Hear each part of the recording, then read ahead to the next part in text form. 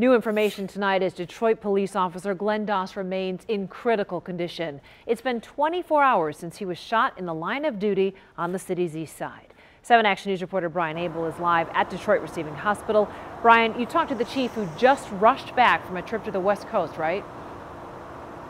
Right, and before he did that, he actually called Officer Doss, his father, who is an 18-year veteran of Detroit police. So Craig says this one is personal because it was only 2 years ago that he was sharing a stage with both Officer Doss and his father for Doss's swearing-in ceremony, and now he is inside the hospital visiting him. Once again, another officer shot, and Chief Craig says Officer Doss is gravely injured.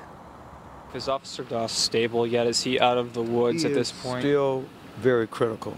I'll just say that. Officer Glenn Doss's partner rushed to the hospital Wednesday night after one bullet hit Doss in the head as they responded to a barricaded gunman, identified as DeCharles Brooks. Tonight, Detroit Police Chief James Craig visiting Doss at Detroit Receiving.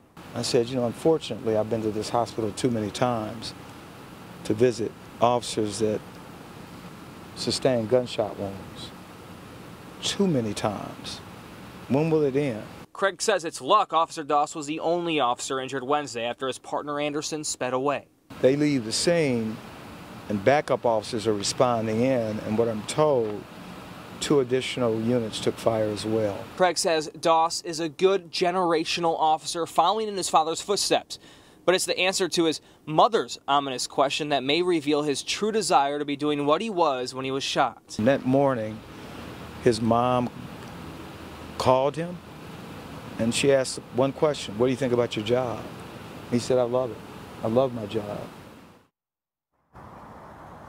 Now, the chief also talking about mental illness and how something has to be done about it and how it relates to guns, because he says that the suspect in all of this, DeCharles Brooks, he had a concealed carry permit, but that permit was revoked at some point. He said he doesn't know why, but he says it should have raised a red flag. And then Chief Craig goes on to say that in his 40 years as a police officer, he hasn't seen anything like this on the streets for police. Reporting live, Brian Abel, 7 Action News. All right, thank you so much, Brian. So many people praying for a recovery here. Thank you.